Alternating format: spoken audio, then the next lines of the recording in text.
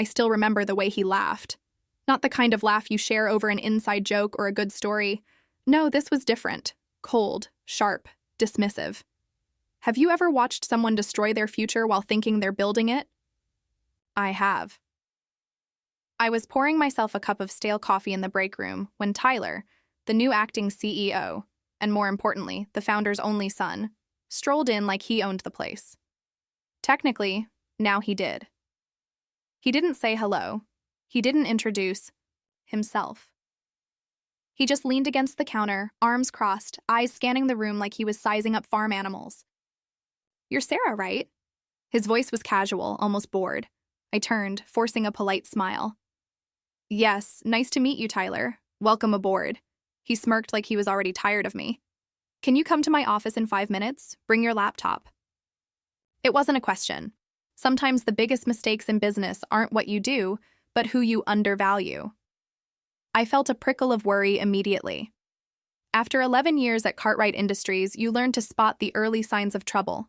And something about the way he said it, so clipped, so uninterested, made my stomach knot. 5 minutes later, I stepped into his office. He didn't even offer me a seat. He just tapped his pen against the shiny desk, a self-satisfied rhythm. "We're streamlining," he said with the casual air of someone announcing a lunch special. "New leadership, new direction. We need lean, quick teams. You're not essential." Then he laughed that sharp, mocking sound again, like he couldn't quite believe he had to explain himself. "Power without knowledge is like a car without brakes. Dangerous for everyone, especially the driver." For a second, the world blurred. Not essential? I had built the client relations department from nothing. I had brought in major accounts when the company was still fighting to stay afloat. I had stayed late through 3 company mergers, 2 restructurings, and more sleepless nights than I could count. I wanted to argue. I wanted to scream. Instead, I smiled. A calm, polite, deliberate smile. "Good luck, Tyler," I said softly. And I meant it, just not in the way he thought. I packed up my desk in silence. My coworkers watched from their cubicles, wide-eyed and whispering behind their hands. Some looked like they wanted to speak up, but no one moved. I didn't blame them. In places like this, survival often depends on staying invisible. The quietest, revenge isn't planned. It's already built into the foundations you've laid. As I carried the cardboard box to my car, memories flooded me. The late nights, the impossible deadlines, the personal sacrifices. I had missed birthdays, anniversaries, even my own divorce hearing because the company needed me. And now all that loyalty was reduced to a 5-minute talk and a cruel laugh. But strangely, I didn't feel anger, not yet. I felt something else. A quiet certainty that Tyler had just made a mistake he couldn't fix. Because what he didn't know, what he hadn't even bothered to learn, was that I wasn't just a middle manager. I was the keystone holding up the company's biggest investor relationship. We were weeks away from closing a multi-million-dollar growth deal with Orland Ventures, a deal that hinged entirely on the trust I had built with their partners over years of careful talks. There was a clause in the early agreement, one I had personally insisted on during a tense late-night call with their lead lawyer. Any big changes to key staff would require immediate renegotiation or cancel the deal entirely, and now, with one arrogant decision and a laugh, Tyler had triggered that clause. He just didn't know it yet. Sometimes the most powerful position is the one no one sees until it's gone. As I sat in my car, the city lights blurring into soft streaks beyond the windshield, my phone buzzed. It was Lauren, one of the junior team, members I had mentored for years. "Sarah, is it true?" She whispered into the phone, like speaking louder would make it worse. "It's true," I said simply. "I'm out." A pause, then with a shaky voice. "You were the only reason Orland trusted us." I closed my eyes. I know. Another pause, heavier this time. What's going to happen now? I opened my eyes, staring into the quiet, uncaring night. "I guess," I said slowly. "They're about to find out what happens when you remove the wrong piece from the foundation." Lauren said nothing. She didn't need to. As I hung up, a small part of me, the part that had been so tired for so long, felt a strange, bittersweet relief. It was over. Or at least my part of it was. For now. Because Tyler's first day in charge wasn't going to be remembered for his bold leadership or his streamlined vision. It was going to be remembered for something else entirely. And tomorrow, when the investors called, when the board demanded answers, he would realize just how essential I had really been. It's a strange thing to watch a crisis unfold when you're the only one who could have stopped it. I didn't sleep much that night. I didn't toss and turn either. I just lay there, staring at the ceiling, feeling the strange humming tension in the air, the kind you get right before a storm breaks. By 7 a.m., I was sitting at my kitchen table, coffee growing cold in front of me, scrolling absent-mindedly through news alerts on my phone. Nothing yet. No signs of trouble. Maybe I thought they'll patch it up before it gets worse, but deep down, I knew better. At 8:13 a.m., my phone buzzed again. It was a message from Lauren. They're panicking. Investors were supposed to call at 9. Tyler's been in a conference room with legal since 7:30. I smiled faintly, feeling the first real ripple of satisfaction since the moment he fired me. I could picture it perfectly. Tyler pacing the glass conference room, trying to bluff his way through a crisis he didn't even fully understand. Legal flipping through contracts, finding the clause, the one I had insisted on, staring at it in growing horror. I sipped my cold coffee. The day was only beginning. The difference between power and authority? Power is given. Authority is earned. And trust. Trust is the currency that outlasts both.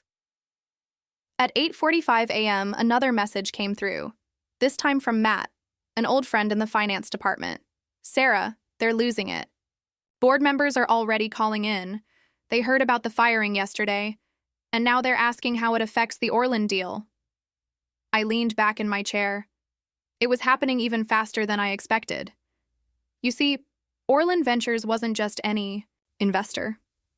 They were the kind of group that made companies like Cartwright Industries. Their name alone opened doors. And Tyler's pride hadn't just endangered a deal, it had shaken their trust.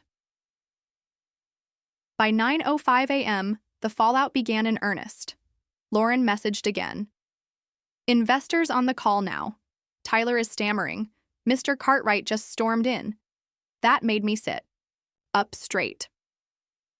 Mr. Cartwright, Tyler's father, had been semi-retired for a year now, traveling between the company's global offices, letting Tyler earn his position. He hadn't planned to be in the building this morning. The fact that he was meant things were worse than I thought. At 9:21 a.m., Lauren sent a final text.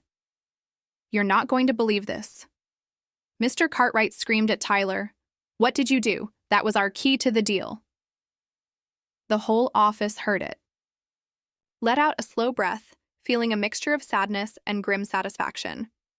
In business, as in life, there are no small decisions. Only small minds that don't see the consequences of their choices. It wasn't just about the deal. It was about everything I had built over the past decade.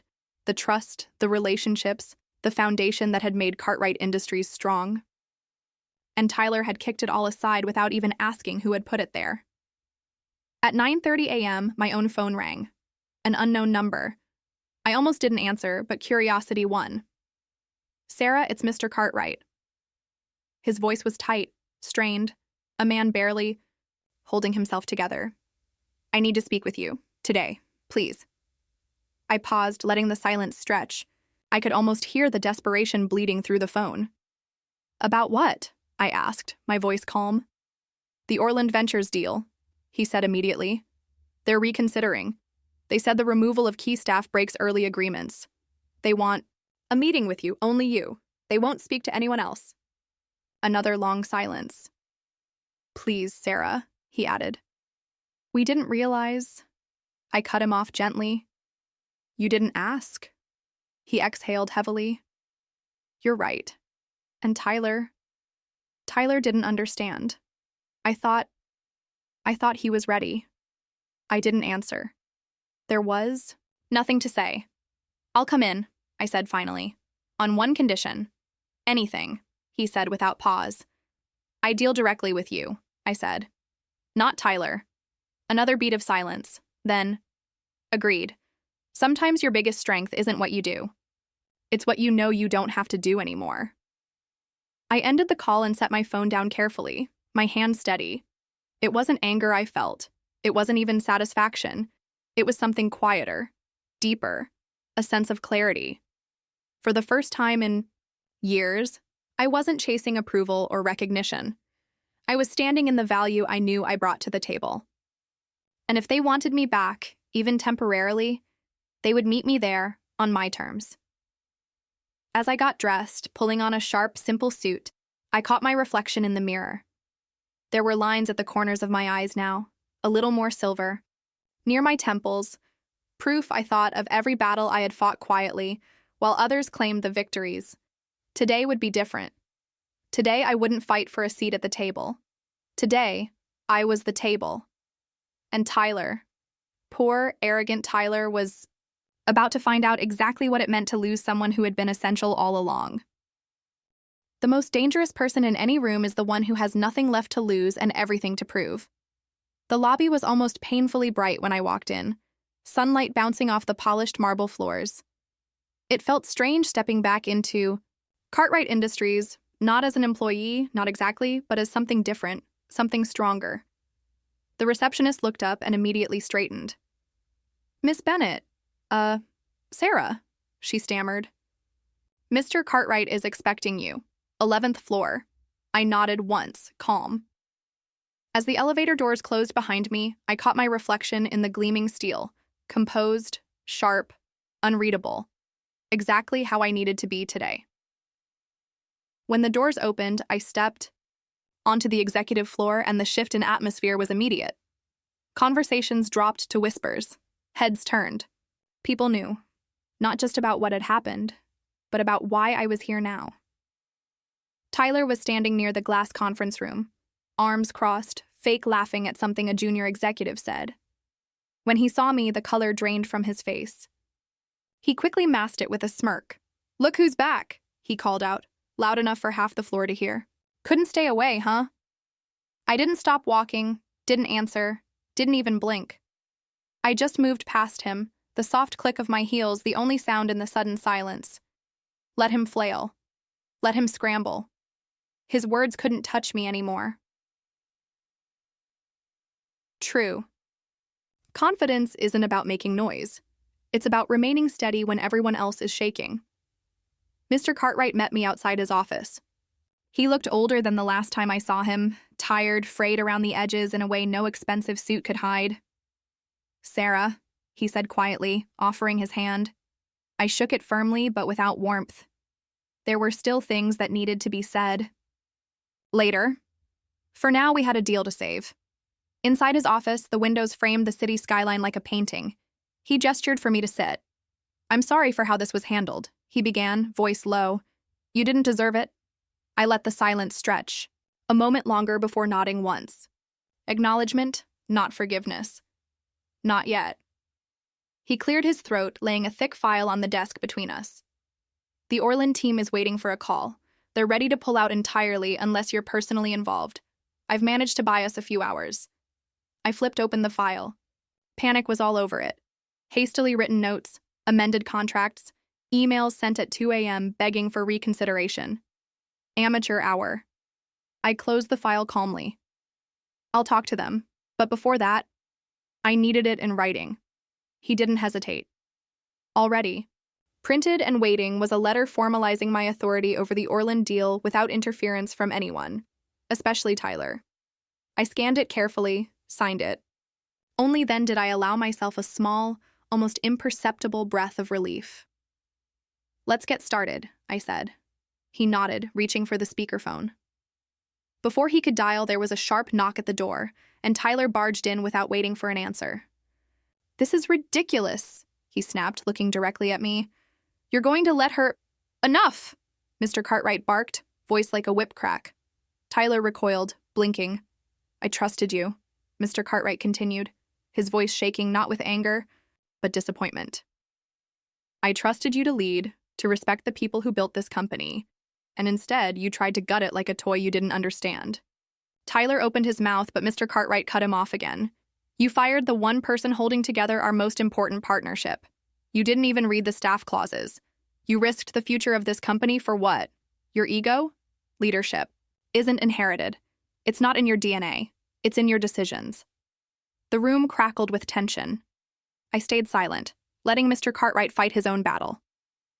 You're suspended from all decision-making, effective immediately, Mr. Cartwright said.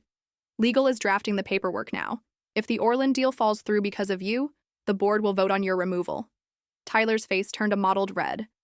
For the first time, he looked genuinely stunned, like the reality of what he'd done was finally breaking through the walls of entitlement he'd lived behind for so long.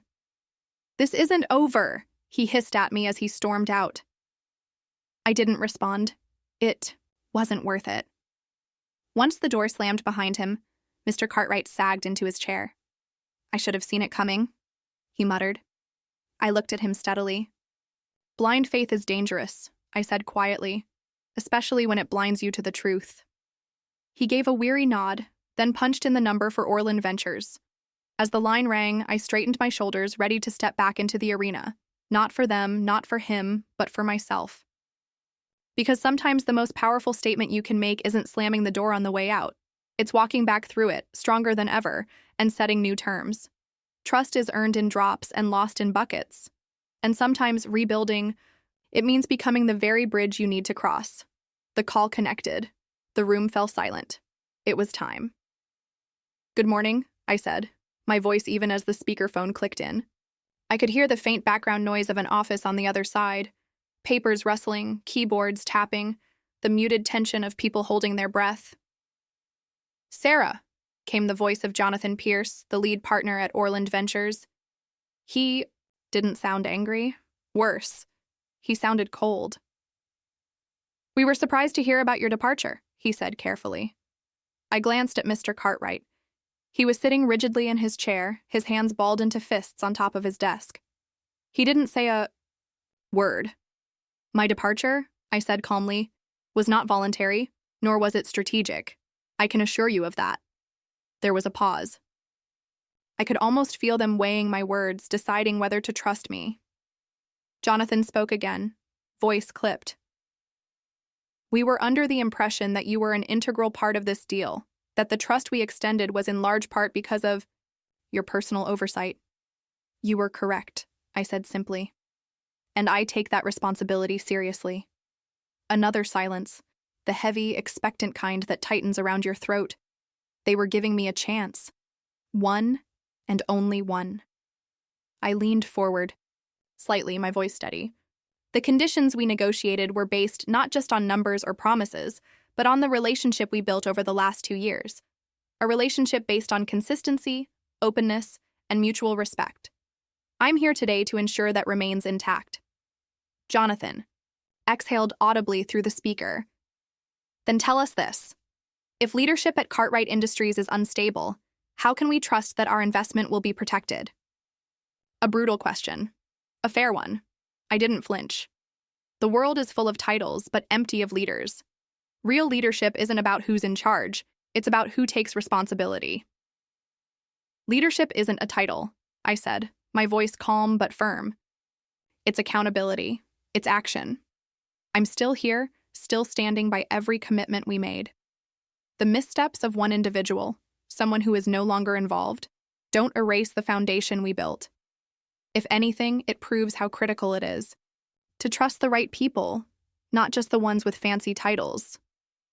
Another beat of silence. Mr. Cartwright sat frozen, almost afraid to breathe. Finally, Jonathan's voice returned, slightly softer. We appreciate your honesty, Sarah. Before I could answer, another voice joined the call, one I hadn't expected, Rebecca Lynn, Orland's chief legal advisor. I reviewed the staff clauses in the early agreement, she said crisply. We are within our rights to walk away with no penalty. I know, I said simply. Another pause. But she continued. We also recognize that mistakes happen, provided that Sarah remains the primary contact moving forward, with contractual authority. We are willing to proceed on one condition. I raised an eyebrow, though they couldn't see it. What condition? I asked. That Cartwright Industries issues a formal acknowledgement of the mistake and recommits to the leadership continuity clause in writing. I didn't look at Mr. Cartwright. I didn't need to. This was the price of trust lost, and the only way to rebuild it. You'll have it by end of day, I said. Jonathan cleared his throat. In that case, we're willing to continue talks. The tension in the room finally cracked like ice breaking underfoot. Mr. Cartwright sagged slightly in his chair, relief washing over him in a visible wave. Thank you, Sarah, Jonathan added, his voice warmer now. We trusted you before. You've only reinforced why. Sometimes your worth isn't measured in what you build, but in what falls apart when you're gone. The call ended with formalities and promises of next steps, but I barely heard them. All I could focus on was the steady thrum of energy in my veins, not from fear, but from the knowledge that I had held the line, that I had been tested, and I hadn't flinched. When the call finally disconnected, Mr. Cartwright exhaled loudly. You saved us, he said, his voice thick with emotion. You really? I held up a hand. I didn't do it for you, I said quietly. I did it for the people who built this company long before Tyler decided to tear it apart. He nodded slowly, shame flickering across his face. You deserve better, he said. I know, I replied. I stood gathering my notes, the finality of the moment settling over me like a second skin. As I moved toward the door, Mr. Cartwright spoke again.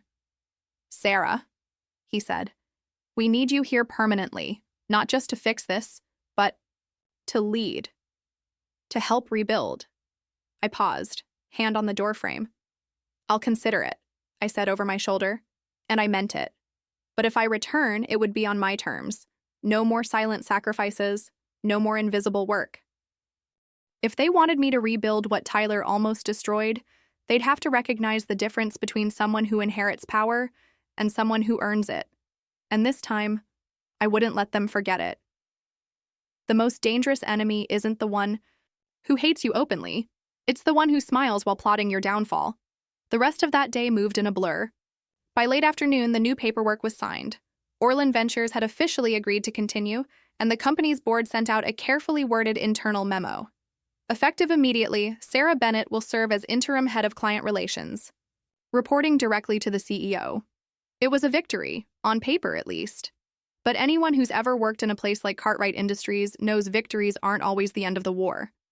Sometimes they just mark the beginning of a new kind of battle. The first hint came barely an hour later. An email from HR popped up on my screen, requesting a routine meeting to reconfirm leadership roles in light of recent changes.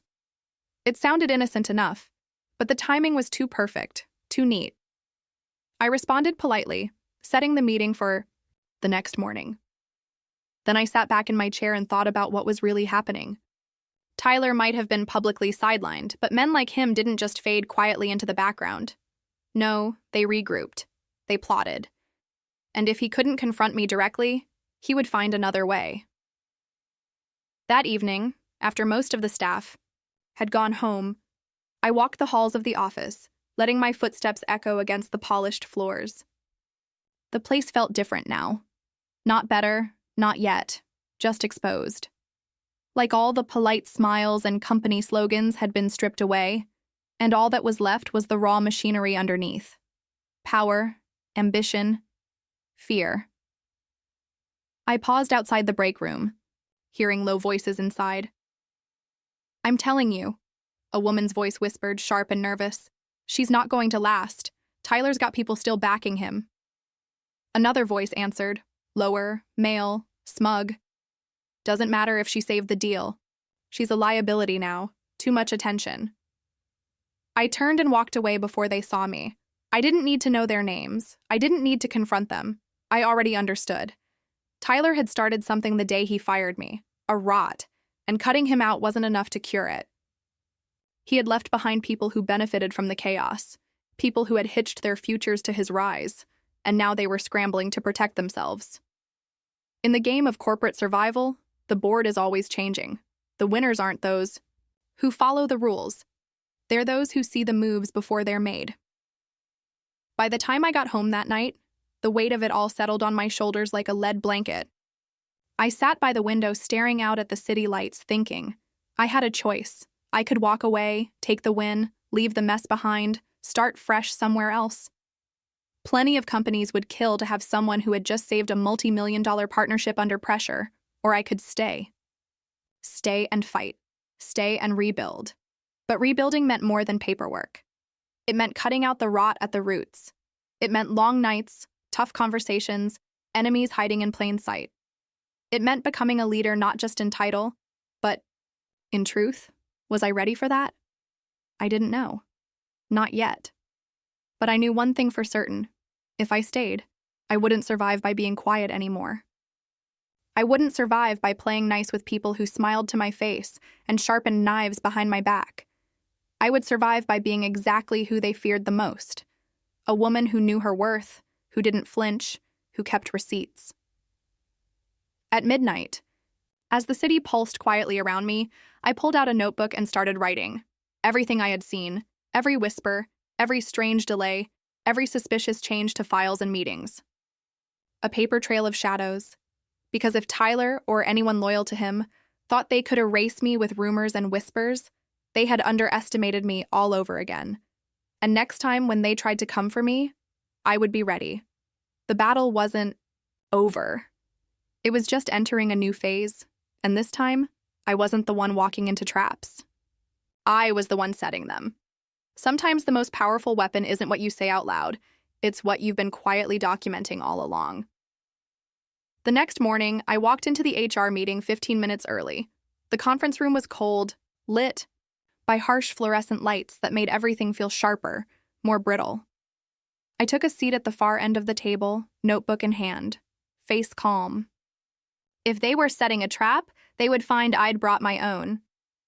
2 HR representatives arrived, polite, overly formal, and just behind them, to no surprise, Tyler slipped into the room, a smug smile plastered across his face. He wasn't supposed to be here, but clearly he thought he still had moves to play. Sarah, one of the HR reps began, smoothing out a folder.